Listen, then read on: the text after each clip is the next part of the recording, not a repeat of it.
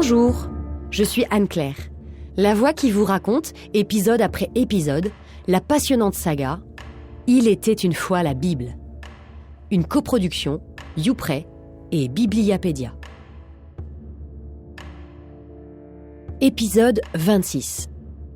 Joseph, le fils préféré. Résumons les précédents épisodes. Nous avons laissé Jacob, enfin revenu en terre promise, transformé par son combat avec l'ange, réconcilié avec son frère, installé à Hébron, où il a retrouvé puis enterré à sa mort son vieux père Isaac. Jacob, lui, n'est pas mort. Mais à partir de maintenant, le texte va se centrer sur ses enfants. Ses enfants, et notamment un en particulier, Joseph.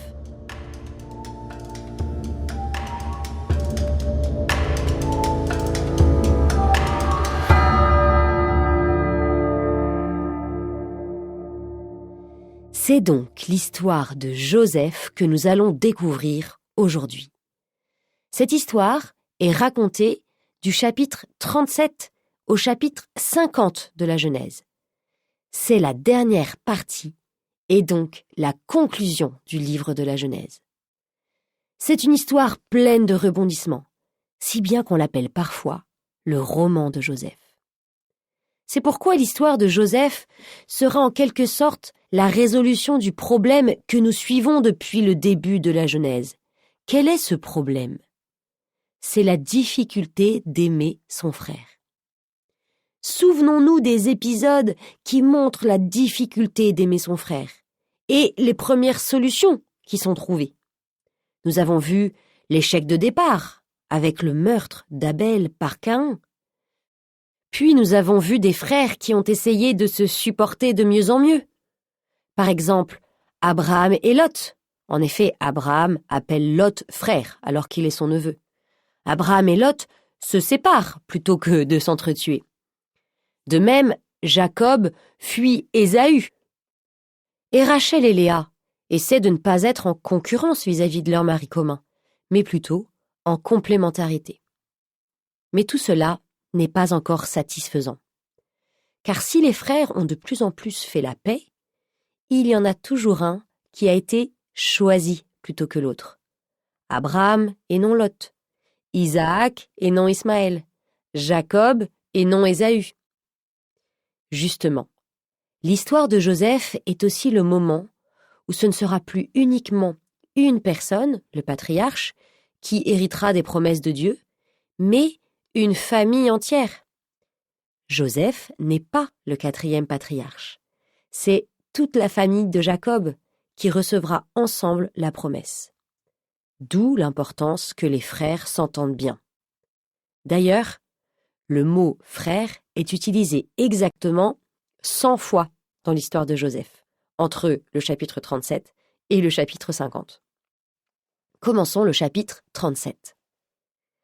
Jacob habita la terre où son père était venu en immigré, la terre de Canaan. Donc après avoir vécu 20 ans en exil, après être revenu en terre promise et avoir enterré son père Isaac, Jacob prend sa retraite. Il pense que le temps des épreuves est terminé. Mais méfions-nous, s'installer n'est pas forcément une bonne idée. Le temps de la vie sur terre nous est donné pour chercher, pour découvrir, pour désirer plus, et ce, jusqu'à la fin de notre vie. C'est pour ça que Dieu va rapidement mettre fin à la tranquillité de Jacob en utilisant un moyen que les parents connaissent bien, les enfants. Quand on a des enfants, impossible de s'installer tranquillement dans son canapé. Je continue la lecture. Voici l'histoire de la descendance de Jacob. Joseph, âgé de 17 ans, faisait paître le petit bétail avec ses frères. Le jeune homme accompagnait les fils de Bila et les fils de Zilpa, femme de son père. Il fit part à leur père de la mauvaise réputation de ses frères. Alors, reprenons. Voici l'histoire de la descendance de Jacob, Joseph. Est-ce qu'il n'y a pas quelque chose qui vous choque dans cette phrase ? Jacob n'a pas qu'un enfant, Joseph. Il en a 13. C'est comme si Jacob considérait que son seul descendant est Joseph. En plus, ce n'est même pas l'aîné. Le texte nous donne 4 informations intéressantes sur ce fils préféré. Quelles sont-elles? D'abord, il est jeune. Il a 17 ans. Ensuite, il est berger. Ensuite, il fréquente les fils des servantes, puisque ce sont les fils de Bila et Zilpa. Il ne fréquente pas les fils de Léa.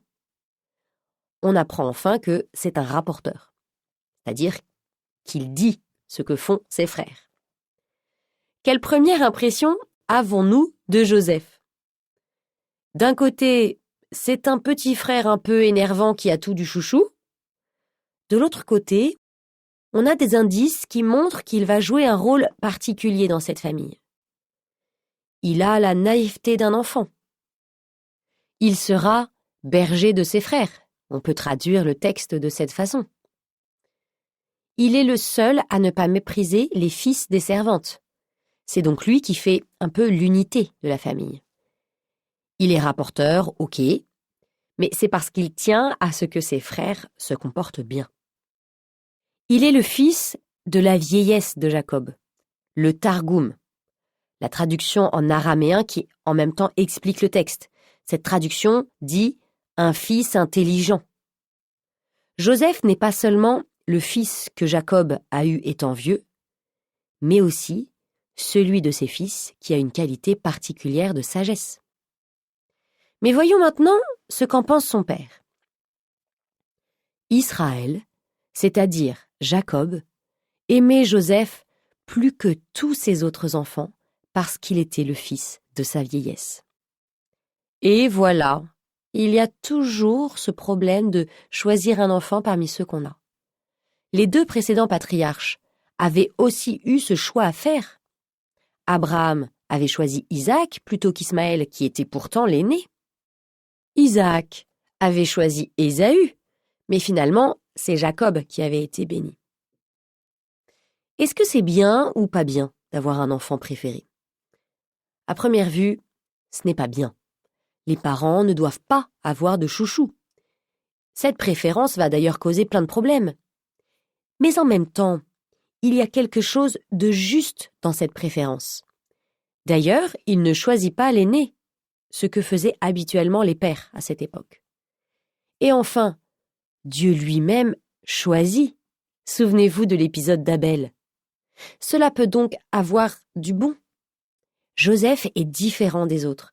Il va jouer un rôle important et son père le sent. Il l'avait d'ailleurs senti dès le début. En effet, est-ce que vous vous souvenez de ce qui s'était passé juste après la naissance de Joseph? Pour ceux qui veulent être sûrs de la réponse, filez vite réécouter l'épisode 23 de notre podcast. Eh bien, c'est quand Joseph est né que Jacob a compris que le moment était venu de rentrer en Canaan. C'est comme si Jacob avait mystérieusement senti que la mission du petit Joseph était de réconcilier les frères divisés. Jacob et Ésaü d'abord, puis, plus tard, les 12 frères.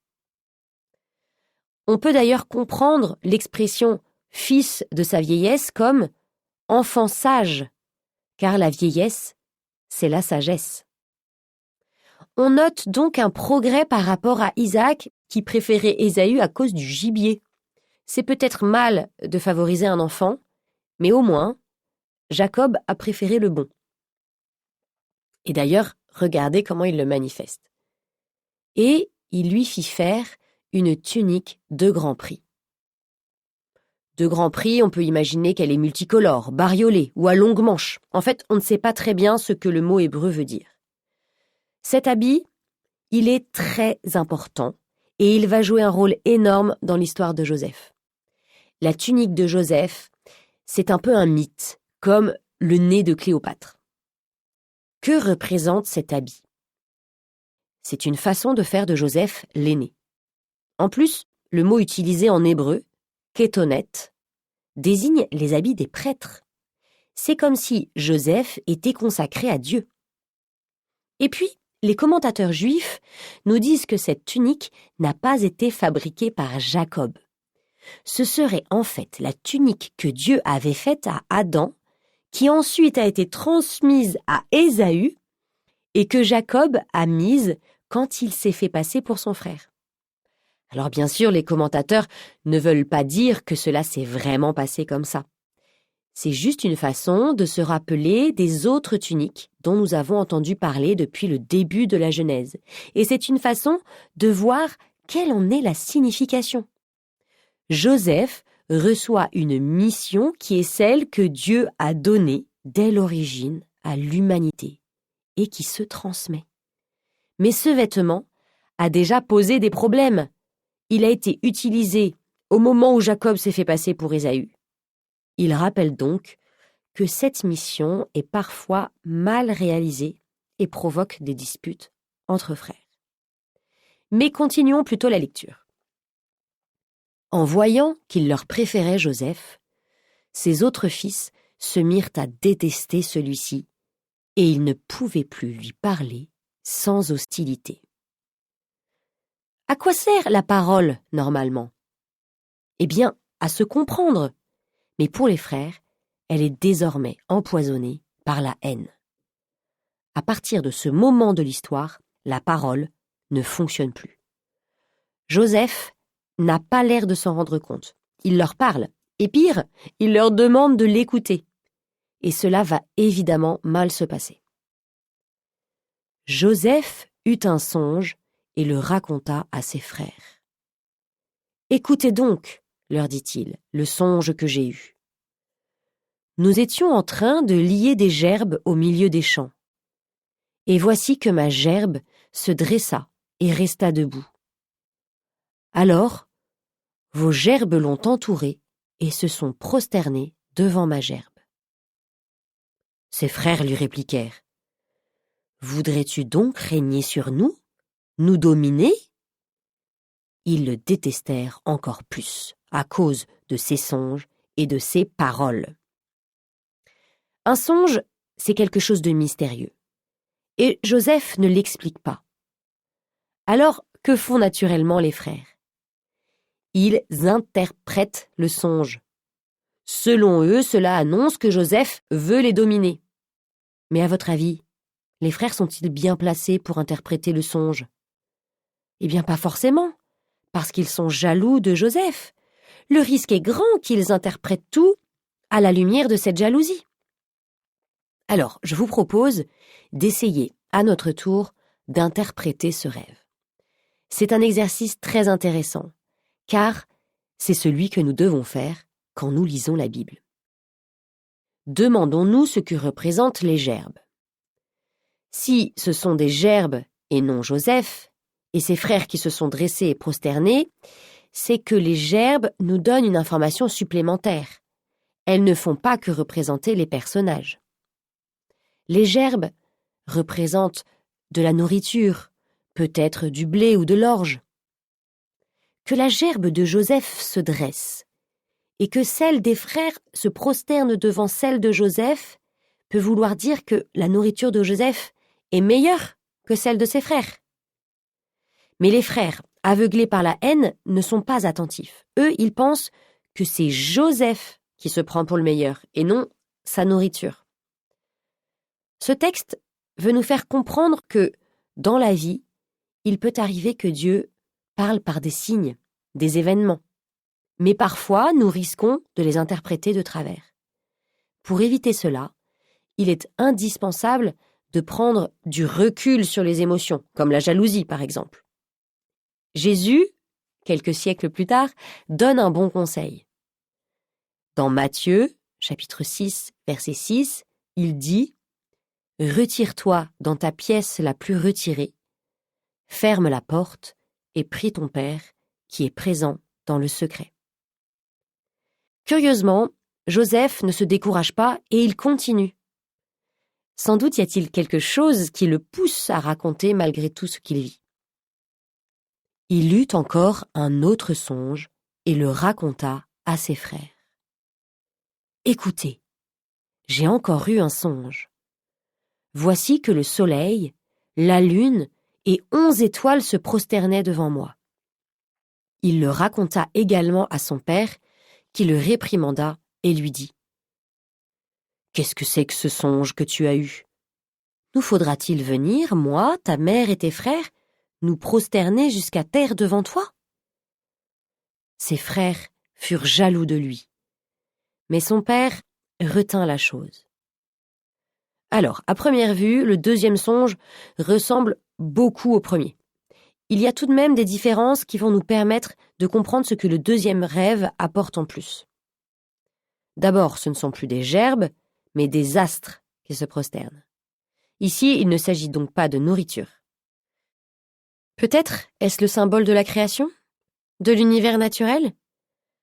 Ensuite, ces astres se prosternent, cette fois-ci, devant Joseph lui-même.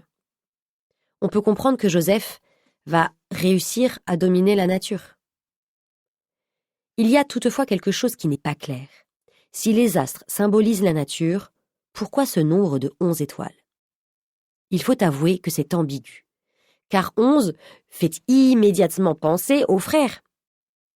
Sachez que nous aurons la réponse à cela plus tard dans l'histoire. Pour l'instant, retenons que, quand on lit la Bible, il est très important de ne pas aller trop vite dans l'interprétation et d'être attentif à tous les détails, quitte à se dire que, pour l'instant, on ne comprend pas. De fait, encore une fois, le songe va être interprété un peu vite, par Jacob cette fois-ci.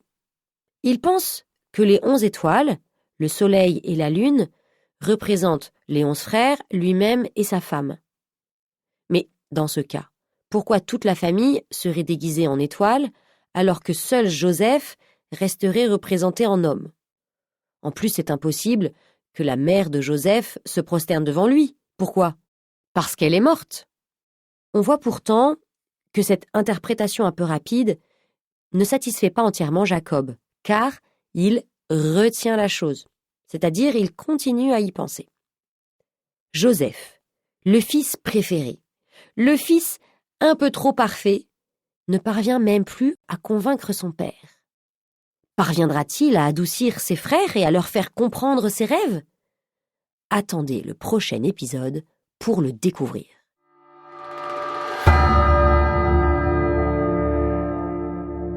Merci d'avoir écouté cet épisode du podcast « Il était une fois la Bible ». Nous espérons qu'il vous a plu. Pour nous aider, n'hésitez pas à partager ce contenu. Pensez à vous abonner pour être au courant de la sortie des derniers épisodes. Vous pouvez aussi retrouver tous ces podcasts et de nombreux autres sur l'application YouPray.